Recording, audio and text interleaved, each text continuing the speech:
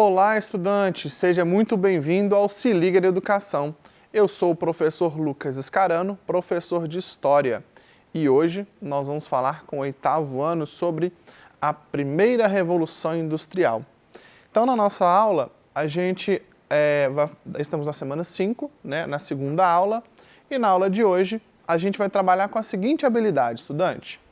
A habilidade de analisar os impactos da Revolução Industrial, suas transformações tecnológicas na produção e circulação de povos, produtos e culturas, na formação de estruturas sociais desiguais, evidenciando os movimentos sociais e a conquista de direitos trabalhistas, a explosão do consumo e o processo do crescimento urbano desordenado.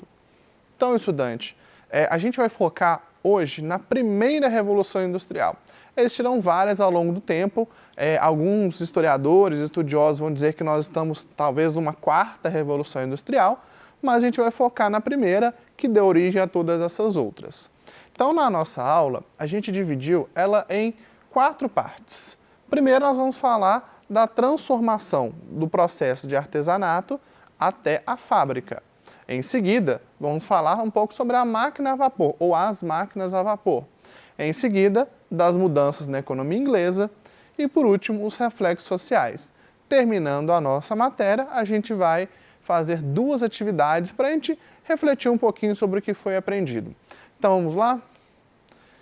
Bom, do artesanato à fábrica, a história ela trabalha muito com processos históricos, que ao longo do tempo vão mudando, porque uma coisa nunca acontece de uma só vez, ela geralmente é um processo que ocorre ao longo do tempo. E com a Revolução Industrial também não foi diferente. Esse processo, ele começa lá na Idade Média, quando a gente tem os produtos feitos à mão. Esses produtos a gente chama ali de artesanato. A gente vê muito em feiras, né, nas cidades, aí, Minas Gerais afora. Esses artesanatos são todos feitos à mão, né, pela mesma pessoa ou pelo mesmo grupo de pessoas. Então a pessoa tem contato com todo o processo de produção, é um processo muitas vezes lento, personalizado e que demanda bastante tempo e recursos específicos. Na Idade Média, havia ali as oficinas e os ofícios onde as pessoas se reuniam ali para fazer esses artesanatos. Tanto que é daí que vem surgir a burguesia. Então, esses artesanatos eles vão ganhando cada vez mais espaço naquela sociedade medieval e são criadas as corporações de ofício, que são grupos voltados para cada tipo específico de ofício. Então, você tinha os ofícios, né, dos ferreiros, dos marceneiros, dos costureiros e assim por diante. Então, cada grupo tinha sua peculiaridade e ali eles podiam regular, né, sobre o determinado tipo de produto que eles fabricavam. Bom, esse tipo de produção é uma produção mais individual, onde o sujeito, ele sabe todo o processo de produção, ele faz parte de tudo, da captação de recurso, de matéria-prima, até a fabricação final daquele produto.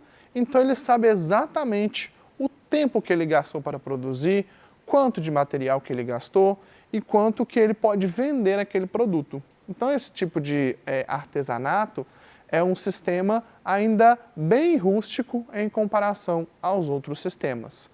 Com o passar do tempo, a gente tem a criação de produtos mais personalizados. E aí esses lugares de produção, eles se ampliam. Aí a gente tem 3 figuras importantíssimas dentro desse ambiente. Primeiro, a figura do mestre. O mestre é aquele cara mais velho que sabe do ofício e que pode ensinar aquele ofício. Nós temos também a figura do aprendiz. Temos até hoje mesmo, né, fazendo uma comparação com um jovem aprendiz, né, que entra no mercado de trabalho aí na adolescência. O aprendiz era aquele jovem que, vendo o artesão fazer, aprendia com esse artesão aquele ofício. E aí, depois de algum tempo, esse aprendiz ele se tornava um jornaleiro. Não que ele vendia jornais, mas que ele fazia trabalhos por jornada. Esses jornaleiros, né, eles ajudavam ali os mestres na sua profissão. e em alguns casos esses jornaleiros se transformavam em outros mestres, abrindo as suas próprias oficinas particulares. Em seguida, com o decorrer do tempo, a gente tem uma mudança, porque algumas dessas oficinas, elas vão crescendo tanto, mas crescendo tanto, que esses senhores, os donos daqueles lugares, eles vão se enriquecendo. E aí, muda um pouco o processo, porque uma pessoa, muitas vezes, passa a ser dona dos meios de produção. O que são esses meios de produção? As ferramentas, os locais de trabalho, né, a matéria-prima, ele que compra. E aí, ao invés dele dividir aquele espaço com outros artesãos, ele concentra tudo nas mãos dele e ele contrata pessoas para trabalhar para ele. Então, não é mais uma coisa individual, e sim uma pessoa que concentra nas suas mãos uma grande quantidade de materiais para poder produzir, contratando outras pessoas. Isso a gente chama de manufatura. Produtos feitos à mão, porém, que ele vai ter dentro da oficina uma sequência de trabalhadores. Cada trabalhador fazendo uma parte dessa produção, porém ainda feito à mão. Então, essa concentração, ela faz com que aumente a produção. Então, tem um aumento grande, porque se cada um faz uma etapa, agiliza o processo. Então, se produz muito mais produtos do que anteriormente, fazendo assim com que o lucro dos donos ali dos meios de produção, dos donos das oficinas, ele vai crescendo, ok? Então, essa é a segunda fase aí desse processo de revolução industrial. E aí, por fim, chegamos à terceira fase, que é a fase das fábricas, que é quando as máquinas a vapor elas são desenvolvidas e aí ocorre uma mudança drástica, mudança bem profunda, que é a substituição da mão humana por uma máquina. E às vezes essa máquina consegue produzir muito mais do que as mãos humanas, aumentando ainda mais, né, a produção daquele produto. E aí a gente tem também uma divisão mais definida em série, né? Cada pessoa fica responsável por uma máquina, um processo dessa produção. E aí vai surgir uma figura importantíssima, que hoje é muito comum, é a figura do operário. Mas qual que é a diferença de um trabalhador artesão para um operário? É que o operário, a função dele é operar a máquina. Daí vem o nome de operário. Então ele vai operar aquelas máquinas de tecido, né, ou outro tipo de máquina que ele tivesse ali naquela fábrica. Na Inglaterra, as máquinas a vapor foram bastante usadas nessa produção de tecido. Então, a maioria dos trabalhadores viviam ali trabalhando, né, em cima dessas máquinas, né, ou junto a essas máquinas. Bom, falando então sobre a máquina a vapor, vamos entender como é que ela funciona? Eu trouxe aqui um pequeno esquema de uma máquina criada por James Watt. O James Watt, ele foi o criador da máquina mais importante a vapor daquele período. Foram criadas outras também, mas a gente vai focar um pouco nessa. Como é que essa máquina funciona? Bom, a gente tem aqui do lado direito uma roda e do lado esquerdo a gente tem uma espécie de motor. Essa roda, ela vai girar e vai fazer esse motor funcionar. Essa parte na horizontal a gente chama de pistão. Esse pistão ele vai e volta, vai e volta. E como é que essa máquina funciona? Como eu falei com vocês, ela é a vapor. E como é que eu faço para gerar vapor? Através do aquecimento da água. Então você coloca lá carvão no espaço, coloca fogo e ele vai gerar calor, aquecendo a água que está logo em cima. Essa água aquecendo é como se fosse uma panela de pressão. Ela vai fazendo pressão, pressão, pressão, até fazer uma pressão tão grande que vai fazer essa roda girar. Mas é claro que para facilitar o giro dessa roda, é preciso de uma forçazinha ali de uma pessoa para iniciar o processo de giro dessa roda. Então a roda vai girando, né, e o pistão vai se movimentando, fazendo com que o motor funcione. E ali você pode se conectar qualquer outra máquina naquele motor, fazendo assim com que ele produza em série, né, por bastante tempo, até aquela máquina parar de gerar calor e aí parar de fazer aquela roda girar. Então essa máquina de Watt ela foi revolucionária para o período da Revolução Industrial. E essa máquina a vapor ela pode ser empreendida basicamente em duas situações. A primeira, nas fábricas de produção de tecido. Então, às vezes, como eu falei com você, uma máquina produzir, às vezes, por vários trabalhadores ao mesmo tempo.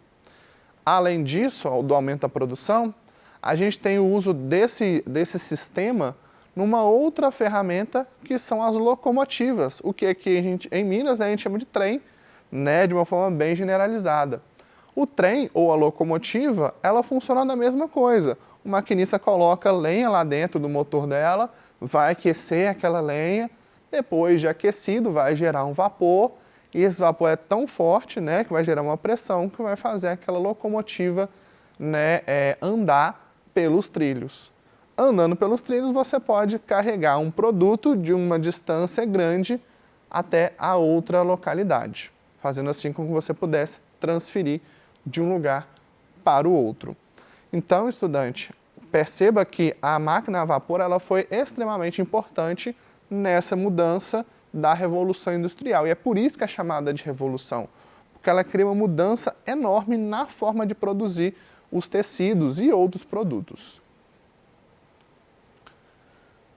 Na economia inglesa, já que a Revolução Industrial ela se inicia nesse país, a economia mudou completamente. A primeira grande mudança, que ocorre antes, inclusive, da Revolução em si, é o que a gente chama de política dos cercamentos. O que é essa política? O governo inglês resolveu pegar as terras da zona rural e cercar aquelas terras, lotear aquelas terras. E aí o que acontece? As famílias que viviam nessas terras são obrigadas a migrar para os centros urbanos. E o que é feito nessas terras? Lá, quem compra utiliza para a criação de ovelhas. E dessas ovelhas é retirado a lã, e a lã é usada para produzir os tecidos. E essa população que migra para os centros urbanos, né, a gente vai falar daqui a pouquinho, elas passam a viver nesses centros de uma maneira completamente diferente do que elas viviam ali nas fazendas. Outra mudança, né, é o êxodo rural. Depois, as colônias na América. Junto com esse processo, acontece também, né, a migração de várias pessoas da Inglaterra para a América do Norte, que é onde vai dar origem aos Estados Unidos e também ao Canadá. Então, é uma das consequências, né, uma das ligações que a gente pode fazer entre essa revolução e também ali a chegada, né, dos americanos, dos ingleses à América. Depois a gente tem também uma liderança na produção têxtil. Então os ingleses passam a ser líderes na produção de tecidos devido a essa grande mudança que eles tiveram. E por último, o inchaço dos centros urbanos. Esses centros, eles vão ganhando cada vez mais pessoas e aí os centros não comportam esse tipo de situação porque é muita gente em pouco tempo e a cidade não dá conta daquilo tudo, gerando então alguns reflexos sociais na sociedade inglesa. Então, basicamente, um reflexo importante, o aumento da desigualdade social. Enquanto nos centros urbanos tinha uma quantidade pequena de pessoas, a desigualdade era menor. Mas quando começa a migrar muita gente de uma vez, que não tem onde morar, não tem o que vestir, não tem o que comer, essa desigualdade ela dispara entre os donos das fábricas e os trabalhadores que viviam ali trabalhando naquelas fábricas. O que gera também o que a gente chama de exército de reserva. Pensa comigo, você tem uma máquina que substitui várias pessoas, ou seja, muitas pessoas são demitidas porque a máquina faz o serviço delas. E aí essas pessoas vão para onde? Elas não têm para onde ir porque os campos estão cercados. Elas vão viver nos centros urbanos, naquelas zonas, né, mais perigosas, mais problemáticas. E é aí que geram os problemas sociais. E essas pessoas, elas vão formar o que a gente chama de exército de reserva. Por que esse nome? Porque eles vão ser a reserva daquele que está trabalhando. E aí os salários tendem a baixar muito. Porque enquanto tem um trabalhando, tem muitas pessoas do lado de fora sem emprego. A outra coisa, falta de estrutura urbana, não tinha questão de higiene na cidade nenhuma, esgoto a céu aberto, gente morando em lugares muito precários, então aquilo gera uma série de problemas sociais que ainda hoje a gente pode ver em alguns locais onde tem essa grande desigualdade. Também nós temos a mais-valia, que é a grande diferença entre o que o trabalhador ganha e o que o dono da fábrica ganha. Isso que a gente chama de mais-valia, de uma forma bem simplificada. E por último, greves e protestos. Claro que os trabalhadores não vão ficar sem se revoltar contra esse sistema e acabam gerando essas greves e protestos ao longo da Revolução Industrial, que até hoje a gente vê, só que em situações um pouco diferentes. E aí eu trouxe duas atividades para a gente pensar um pouquinho sobre essa Revolução Industrial. A primeira atividade, eu trouxe um texto do Enem de 2018, que diz o seguinte: a partir da segunda metade do século XVIII, com a primeira Revolução Industrial e o nascimento do proletariado, cresceram as pressões por uma maior participação política e a urbanização intensificou-se, recriando uma paisagem social muito distinta de que antes existia. Só um parênteses, a palavra proletário seria o trabalhador ali dentro das fábricas, é o grande trabalhador. E aí vem a pergunta: as mudanças citadas foram conduzidas principalmente pelos seguintes atores sociais. Então, quais grupos estavam envolvidos nesse conflito? A. Burguesia e trabalhadores assalariados. B. Igreja e corporações de ofício. C. Realeza e comerciantes. D. Campesinato e artesãos. Ou nobreza e artífices. Aqui ele está falando dos centros urbanos, tá? Então aqui ele está falando de uma burguesia e de trabalhadores assalariados, tá? Não fala nada de igreja, não cita nada sobre realeza, não fala exatamente sobre camponeses e também sobre nobres, tá bom? Então a primeira questão, pela alternativa A. Segunda atividade. O texto diz o seguinte: os principais distúrbios começaram em Nottingham, em 1811. Uma grande manifestação de malharistas, gritando por trabalho e por um preço mais liberal, foi dissolvida pelo exército. Naquela noite, 60 armações de malha foram destruídas na grande vila de Arnold por amotinados que não tomaram nenhuma precaução em se disfarçar e foram aplaudidos pela multidão. Então aqui está citando um movimento de quebra de máquinas. A população quebrou as máquinas e foi aplaudida, inclusive, pela multidão. Então o texto traz isso para a gente. Esse texto diz respeito à nova realidade socioeconômica da Inglaterra, implantada a partir da Revolução Industrial. A principal consequência para os trabalhadores nas primeiras décadas do século XIX se manifestou por meio de petições enviadas ao parlamento inglês na defesa de direitos coletivos, do descontentamento pelo aumento de preço dos alimentos básicos e moradia, da conquista de direitos trabalhistas pela atuação combativa dos sindicatos, da destruição de máquinas que deterioravam as condições de vida de trabalho, da vitória sobre a burguesia com a redução de jornada de trabalho para 8 horas. Todas as alternativas, elas têm a ver com a Revolução Industrial. Porém, o texto, ele explicita exatamente a quebra de máquinas. Então, qual alternativa vai falar disso? A alternativa D, da destruição das máquinas. Gente, essa técnica de destruição foi muito utilizada durante esse período como forma de protesto. E aí, no decorrer da história, viu que isso não gerava tanto efeito e aí se usou-se outras estratégias. Bom, então, estudante, na nossa aula de hoje, a gente viu esses 4 tópicos. Então, vimos um processo longo aí da primeira Revolução Industrial e vimos algumas atividades para a gente reforçar o conteúdo.